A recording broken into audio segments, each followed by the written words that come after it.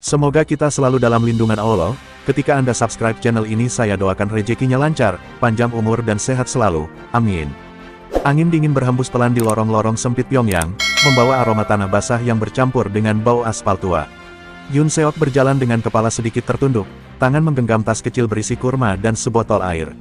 Ia harus hati-hati. Tidak boleh ada yang tahu bahwa malam ini ia akan menemui saudara-saudaranya untuk membahas sesuatu yang berisiko, buka puasa bersama di alun-alun kota. Di Korea Utara, keberadaan Muslim adalah rahasia yang harus dijaga, bukan hanya dari pemerintah, tetapi juga dari mata-mata yang berkeliaran di setiap sudut kota. Yoon Seok bukanlah pria yang mudah gentar, tetapi kali ini, jantungnya berdetak lebih kencang dari biasanya. Ia teringat kejadian setahun lalu, saat seorang kenalannya tertangkap karena menyimpan Al-Quran dalam laci meja. Pria itu menghilang ke dalam gulag, dan sejak saat itu, tidak ada yang berani menyebut namanya lagi. Namun, Ramadan kali ini terasa berbeda. Komunitas kecil Muslim di Pyongyang merindukan kebersamaan. Mereka ingin merasakan kebahagiaan berbuka puasa di bawah langit terbuka, walau hanya sebentar, sebelum kembali tenggelam dalam kegelapan yang membungkam. Setibanya di sebuah gudang tua di pinggiran kota, Yoon Seok mengetuk pintu 3 kali, kode rahasia yang hanya diketahui oleh sesama Muslim di Pyongyang. Pintu terbuka sedikit, memperlihatkan sepasang mata penuh kewaspadaan. Setelah memastikan tidak ada yang mengikutinya, pintu pun dibuka, dan Yoon Seok segera masuk. Di dalam, belasan pria dan wanita duduk di lantai beralaskan tikar tipis, wajah-wajah mereka penuh harapan dan ketegangan. Mereka menatap Yoon Seok, menunggu kabar. Kita akan melakukannya, kata Yoon Seok, suaranya tegas meski bergetar sedikit. Buka puasa bersama di alun-alun Pyongyang, di bawah langit, seperti saudara-saudara kita di belahan dunia lain. Sejenak, ruangan itu senyap. Lalu, satu persatu dari mereka tersenyum, meski mata mereka masih menyiratkan ketakutan. Tapi bagaimana kalau kita tertangkap? Bisik seorang wanita tua. Yoon Seok menatapnya dengan penuh keyakinan. Jika kita terus hidup dalam bayang-bayang, kita akan mati sebelum waktunya. Malam itu, kita akan menunjukkan bahwa kita ada. Namun, di luar sana, bahaya mengintai tanpa mereka sadari. Seorang pria berjas hitam berdiri tak jauh dari gudang, matanya memperhatikan dengan tajam. Dia adalah anggota kelompok radikal anti-Islam yang selama ini memburu gerakan bawah tanah kaum Muslim.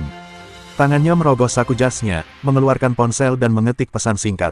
Mereka bergerak, kita harus menghentikannya. Dengan satu sentuhan, pesan itu terkirim ke seseorang yang lebih berkuasa, seseorang yang bisa membuat rencana Yoon Seok berubah menjadi bencana. Malam itu, setelah pertemuan selesai, Yoon Seok berjalan pulang dengan hati yang penuh harapan, tetapi juga dihantui firasat buruk. Ia menatap langit malam yang kelam tanpa bintang, seolah alam pun menahan cahayanya dari tanah ini. Ya Allah, bisiknya, jika ini takdir kami, berilah kami kekuatan. Namun, jauh di istana kepresidenan, sebuah perintah baru sedang dipertimbangkan oleh pemimpin tertinggi Korea Utara, Kim Jong-un. Laporan tentang rencana buka puasa itu telah sampai ke telinganya, dan kini, nasib komunitas Muslim Korea Utara ada di tangannya.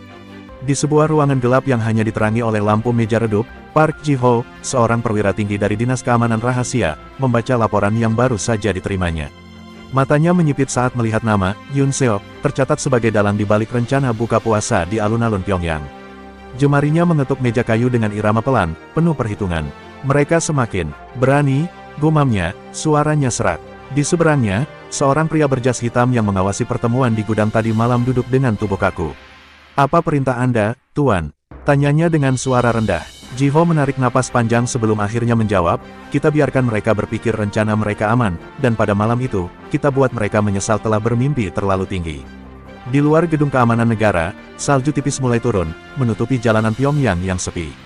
Yoon Seok, yang belum menyadari bahaya yang mengintainya, terus menghubungi anggota komunitasnya, memastikan bahwa semua berjalan sesuai rencana. Namun, jauh di tempat lain, orang-orang yang ingin menghancurkan mereka juga telah menyusun strategi. Kelompok radikal anti-Islam yang bersekutu dengan pihak militer mulai merancang cara untuk menggagalkan acara itu. Mereka tahu bahwa jika peristiwa ini dibiarkan terjadi, maka itu akan menjadi simbol harapan bagi mereka yang selama ini hidup dalam bayang-bayang. Harapan adalah musuh terbesar bagi rezim yang ingin mengendalikan segalanya. Malam semakin larut ketika seorang pria tua mengetuk pintu rumah Yoon Seok dengan terburu-buru. Ia adalah salah satu anggota komunitas yang memiliki koneksi dengan pejabat di pemerintahan. Kita diawasi, bisiknya dengan napas tersengal. Ada mata-mata di antara kita. Mata Yoon Seok melebar, tetapi ia segera menenangkan dirinya. Siapa? Tanyanya cepat. Pria tua itu menggeleng. Aku tidak tahu, tapi seseorang mengkhianati kita. Jika kita tetap melanjutkan rencana ini, kita bisa ditangkap sebelum sempat berkumpul di alun-alun.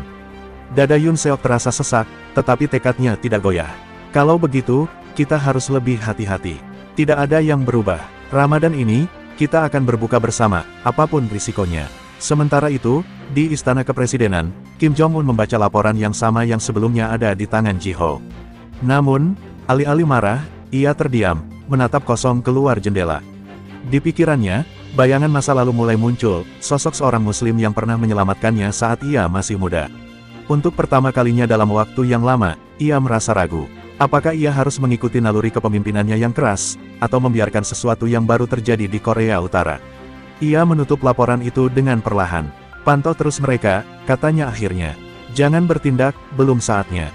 Fajar menyingsing di Pyongyang, tetapi di dalam markas keamanan negara, kegelapan masih menyelimuti hati para pejabat yang merencanakan tindakan mereka. Park Ji-ho berdiri di depan layar monitor besar yang menampilkan berbagai rekaman pengawasan. Kamera-kamera tersembunyi telah menangkap pergerakan komunitas muslim di beberapa titik pertemuan mereka. Setiap langkah mereka dipantau, setiap bisikan dicatat. Laporan itu telah disusun dengan rapi, dan kini saatnya membawanya ke hadapan satu orang yang memiliki kuasa mutlak atas segalanya, Kim Jong-un. Dengan langkah tegap, Ji-ho menuju ruang utama Istana Kepresidenan, membawa sebuah keputusan yang dapat mengubah nasib banyak orang. Di dalam istana, suasana sunyi dan penuh ketegangan. Kim Jong-un duduk di kursi kebesarannya, membaca laporan dengan ekspresi yang sulit ditebak. Detail rencana buka puasa itu tertera jelas, termasuk waktu, tempat, dan jumlah peserta yang diperkirakan hadir. Laporan itu menyebutkan bahwa ini bukan sekadar acara agama, tetapi bisa menjadi simbol perlawanan terselubung. Jika dibiarkan, ini dapat menjadi awal dari sesuatu yang lebih besar, sesuatu yang tidak bisa dikendalikan. Para penasihatnya menunggu reaksinya, sebagian berharap ia akan segera mengeluarkan perintah penindakan keras, seperti yang biasa terjadi terhadap gerakan yang dianggap membahayakan stabilitas negara. Namun, yang terjadi justru sebaliknya. Alih-alih marah, Kim Jong-un hanya menutup laporan itu dengan tenang. Ada sesuatu dalam dirinya yang membuatnya enggan mengambil keputusan terburu-buru. Ia tidak asing dengan ancaman terhadap rezimnya, tetapi ini berbeda. Ini bukan pemberontakan bersenjata, bukan konspirasi politik, melainkan sekelompok orang yang hanya ingin berbuka puasa bersama. Tetapi di Korea Utara, sesuatu yang sekecil itu bisa menjadi percikan api yang membakar segalanya. Dengan suara datar, ia akhirnya berbicara, "Kita pantau mereka, tapi jangan bertindak dulu. Aku ingin melihat kemana arah ini berkembang." Perintahnya mengejutkan Ji-ho dan para pejabat lainnya, tetapi tidak ada yang berani membantah. Di luar istana, kota Pyongyang terus berdenyut dalam keteraturannya yang kaku. Rakyat berjalan dalam barisan yang tertib, wajah-wajah mereka tanpa ekspresi, menjalani hidup di bawah pengawasan tak terlihat. Di sudut-sudut tersembunyi, komunitas Muslim Korea Utara bersiap dengan hati-hati, tidak tahu bahwa sang pemimpin tertinggi telah mengetahui rencana mereka, tetapi belum menentukan apakah mereka akan diizinkan menikmati kebersamaan atau justru menghadapi takdir yang lebih gelap. Sementara itu, di langit yang kelabu, seekor burung gagak terbang rendah melintasi kota, seolah menjadi pertanda bahwa badai sedang mendekat, dan tidak ada yang tahu siapa yang akan tersapu oleh kekuatannya. Di dalam Istana Kepresidenan yang megah namun terasa dingin, Kim Jong-un duduk termenung di balik meja kerjanya.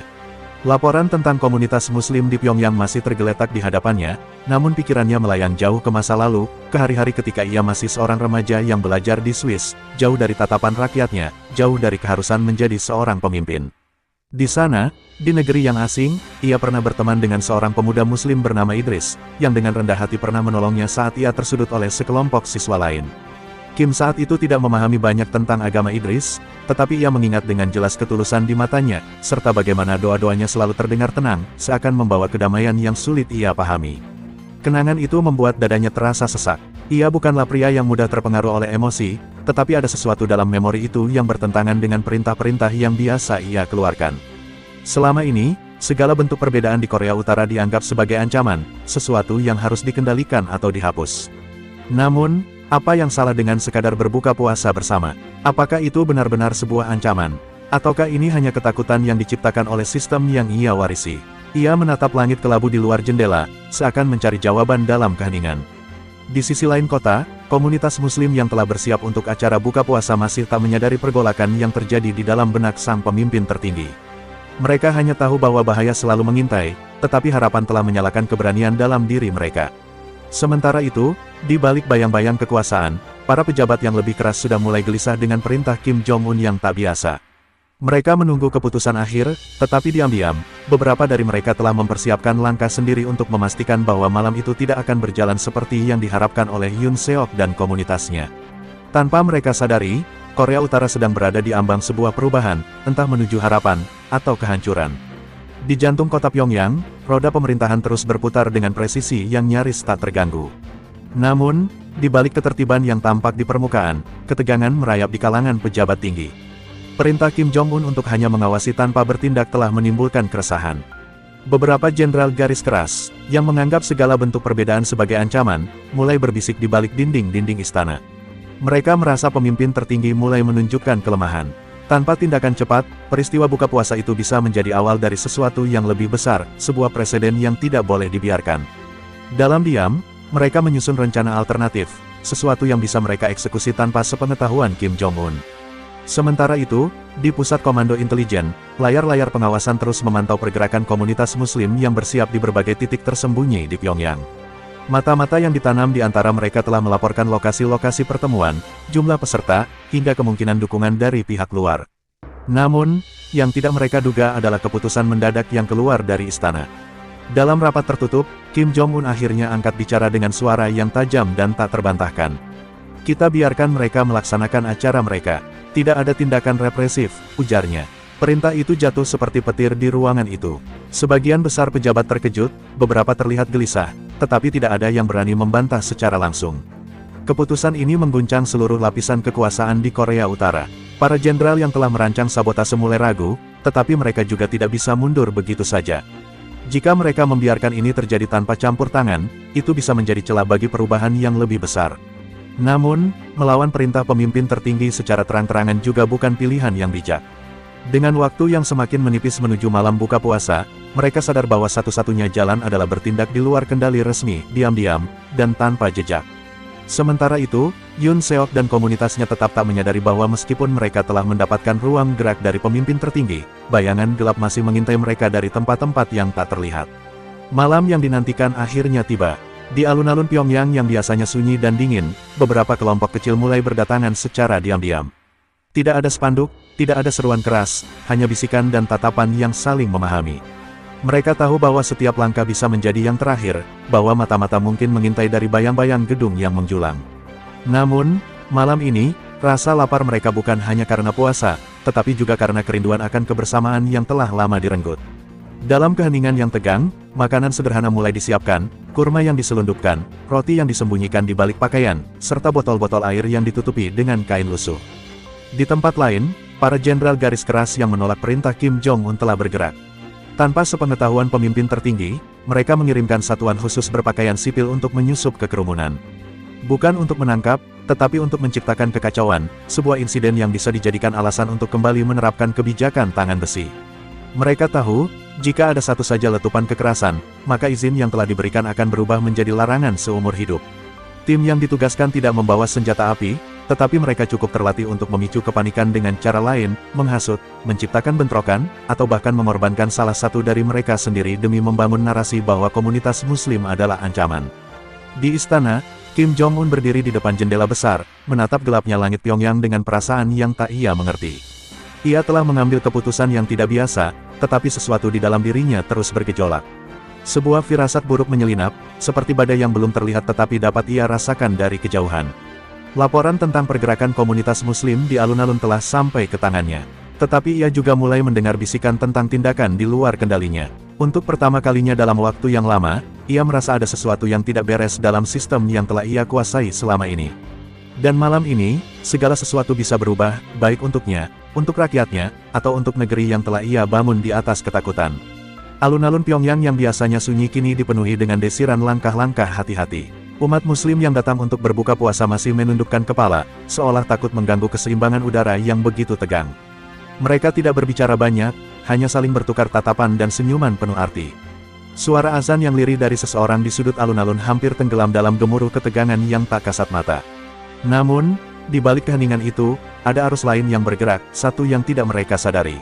Orang-orang yang menyusup di antara mereka bukanlah saudara, melainkan bayangan dari rezim yang tidak rela melihat malam ini berjalan damai. Tiba-tiba, sebuah suara nyaring pecah di udara. Seorang pria berteriak bahwa ada pengkhianat di antara mereka. Seolah mengikuti naskah yang telah disiapkan, beberapa orang mulai saling dorong. Gelas air tumpah, makanan jatuh ke tanah. Sekelompok orang yang tampak tidak dikenal mulai berteriak, memprovokasi agar kekacauan meluas. Beberapa anggota komunitas muslim mencoba menenangkan situasi, tetapi sudah terlambat, kerumunan mulai bergejolak.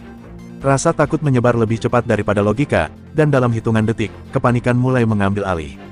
Mata-mata rezim yang menyamar di antara mereka berbisik ke telinga yang tepat, menyalakan api yang cukup kecil untuk memicu respons besar dari aparat.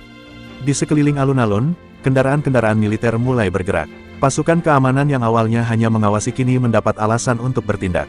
Perintah datang dari saluran yang tidak resmi, bukan dari Kim Jong-un, tetapi dari tangan-tangan yang lebih gelap dalam sistemnya. Dalam hitungan menit, situasi berubah dari sebuah pertemuan damai menjadi krisis yang bisa menjadi dalih untuk menutup semua ruang kebebasan yang tersisa. Namun, di dalam istana, pemimpin tertinggi Korea Utara baru saja menerima laporan bahwa sesuatu di luar rencananya sedang terjadi. Wajahnya mengeras. Ia telah mengambil keputusan untuk membiarkan malam ini berlangsung, tetapi seseorang telah menentangnya. Dan bagi seorang pemimpin yang mengendalikan segalanya, itu adalah penghinaan yang tidak bisa diterima. Langit Pyongyang yang sebelumnya gelap kini bergetar oleh suara perintah militer yang menggema di udara. Pasukan keamanan yang awalnya hanya berjaga kini bergerak cepat, mengepung alun-alun dengan formasi yang mengancam. Namun, sesuatu yang tidak mereka duga terjadi, banyak dari warga yang hadir menolak panik. Mereka tetap berdiri di tempat mereka, tidak terpancing untuk melawan atau melarikan diri. Seorang ibu tua yang baru saja hendak menyuapkan sepotong roti ke mulutnya berhenti sejenak, menatap lurus ke arah tentara yang mengangkat senjata ke arahnya. Ada keteguhan dalam matanya, sesuatu yang membuat si prajurit muda ragu sejenak sebelum tangannya kembali mengencangkan pegangan senapannya. Di dalam markas komando, perintah darurat terus mengalir melalui radio, tetapi ada satu suara yang memekakkan telinga semua orang, suara langsung dari Kim Jong-un. Hentikan semua pergerakan, jangan ada yang bertindak tanpa perintahku. Suaranya tajam, penuh kemarahan, hingga membuat semua perwira yang berkumpul di ruangan itu saling berpandangan dengan wajah pucat. Beberapa dari mereka langsung menyadari kesalahan besar yang telah mereka buat. Mereka mengira bisa mengendalikan situasi tanpa sepengetahuan pemimpin tertinggi, tetapi kini mereka telah memicu sesuatu yang jauh lebih berbahaya daripada sekadar kerusuhan kecil. Kim Jong-un tidak hanya marah karena adanya kekacauan, tetapi juga karena seseorang dalam lingkarannya telah mencoba bermain di luar garis yang ia tetapkan. Di alun-alun, suara deru kendaraan militer yang mendekat tiba-tiba berhenti. Pasukan yang sebelumnya bersiap untuk merangsek kini menerima perintah mendadak untuk mundur. Suasana tegang tetap menggantung di udara, tetapi perlahan, ketakutan mulai berubah menjadi kebingungan. Umat muslim yang hadir masih belum memahami apa yang sebenarnya terjadi, tetapi satu hal yang mereka tahu, mereka masih berdiri, dan buka puasa mereka, meski terganggu, belum benar-benar dihancurkan. Dari kejauhan, seorang anak kecil berbisik kepada ibunya, "Apakah kita menang?" Sang ibu tidak menjawab, hanya menatap ke langit dengan tatapan yang sulit diartikan. Malam itu, sesuatu telah bergeser di Korea Utara, sesuatu yang mungkin tidak bisa dikembalikan seperti semula. Pyongyang masih diselimuti ketegangan setelah malam yang hampir berujung pada tragedi. Kabar tentang insiden di alun-alun mulai menyebar, bukan hanya di kalangan pejabat tinggi tetapi juga di antara rakyat yang selama ini hidup dalam ketakutan. Keputusan Kim Jong-un untuk menarik pasukan menciptakan gelombang kejut di dalam pemerintahan. Para jenderal yang sebelumnya yakin bisa mengendalikan situasi kini terjebak dalam ketidakpastian, mereka tidak tahu apakah pemimpin tertinggi akan menghukum mereka atau justru mulai meragukan kesetiaannya pada sistem yang selama ini ia bangun. Bisikan-bisikan tentang perpecahan di lingkaran dalam mulai terdengar, dan bagi mereka yang cukup cerdik, ini adalah tanda bahwa dinding kekuasaan mulai retak. Di jalan-jalan Pyongyang, kehidupan tampak berjalan seperti biasa, tetapi bagi mereka yang hadir di alun-alun, dunia tidak lagi sama. Mereka telah menyaksikan sesuatu yang tidak pernah terjadi sebelumnya, keputusan seorang pemimpin yang berseberangan dengan kekuatan militernya sendiri. Sebagian dari mereka masih merasa takut, khawatir bahwa tindakan semalam hanyalah jebakan untuk mengungkap siapa saja yang berani menentang aturan tak tertulis negara itu. Namun, ada juga yang mulai merasakan sesuatu yang belum pernah ada sebelumnya, harapan. Harapan bahwa mungkin, hanya mungkin, ada celah kecil di sistem yang selama ini tampak tak tergoyahkan. Di balik tembok istana, Kim Jong-un duduk diam, merenungkan peristiwa yang baru saja terjadi. Ia menyadari bahwa tindakannya bukan hanya mengguncang bawahannya, tetapi juga membuka pertanyaan besar yang bahkan tidak pernah ia berani pikirkan sebelumnya, apakah selama ini ia benar-benar memegang kendali. Jika ia sendiri tidak dapat memastikan kesetiaan orang-orang di sekelilingnya, maka siapa sebenarnya yang mengendalikan negeri ini? Dalam diam, ia tahu bahwa malam di alun-alun bukanlah akhir, melainkan awal dari sesuatu yang jauh lebih besar. Dan bagi seorang pemimpin yang terbiasa dengan kepastian mutlak, ketidakpastian ini adalah sesuatu yang paling berbahaya. Di seluruh penjuru Pyongyang, suasana tetap sunyi seperti biasanya, tetapi ada sesuatu yang berbeda di udara. Mereka yang berada di alun-alun malam itu tahu bahwa sejarah mungkin baru saja berubah, meskipun hanya sedikit. Namun, bagi mereka yang berada di dalam lingkaran kekuasaan, ini bukan sekadar insiden kecil, ini adalah tanda bahaya. Para jenderal yang selama ini merasa tak tersentuh kini diam-diam mulai bergerak. Mereka sadar bahwa keputusan Kim Jong-un telah mengguncang fondasi rezim yang mereka pertahankan selama ini. Jika pemimpin tertinggi bisa mengabaikan kebijakan lama demi membiarkan satu kelompok kecil berbuka puasa, maka apalagi yang bisa berubah. Kekhawatiran ini berkembang menjadi ketakutan yang lebih besar, takut bahwa kontrol yang mereka nikmati selama ini perlahan terlepas dari genggaman mereka. Sementara itu, di antara rakyat, desas-desus mulai menyebar. Sebagian percaya bahwa Kim Jong-un telah menunjukkan sisi manusiawinya, bahwa mungkin ada ruang bagi perubahan di Korea Utara. Namun, ada juga yang berpikir sebaliknya, bahwa ini adalah taktik baru, cara untuk mengungkap siapa saja yang berani berharap lebih. Ketidakpastian ini membuat banyak orang gelisah, tidak tahu apakah harus merasa lega atau justru semakin waspada. Namun, satu hal yang pasti, tembok ketakutan yang selama ini begitu kokoh mulai sedikit retak. Dan di balik retakan itu, cahaya kecil mulai merayap masuk, menciptakan pertanyaan yang selama ini tidak berani mereka tanyakan, mungkinkah ada masa depan yang berbeda. Di dalam istana, Kim Jong-un berdiri di depan jendela besar, menatap keluar dengan ekspresi yang sulit ditebak. Ia tahu bahwa keputusannya telah mengguncang banyak pihak, tetapi yang lebih mengganggu pikirannya adalah bayangan yang kini semakin jelas di balik tirai kekuasaannya. Ada kekuatan yang bergerak di luar kendalinya, orang-orang yang mungkin telah lama menunggu saat yang tepat untuk bertindak. Malam itu, ia tidak hanya menghadapi ancaman dari luar, tetapi juga dari dalam. Dan bagi seorang pemimpin yang terbiasa dengan kepastian mutlak, ini adalah awal dari pertempuran yang jauh lebih besar, bukan hanya untuk kekuasaannya, tetapi juga untuk arah masa depan Korea Utara. Cerita selesai.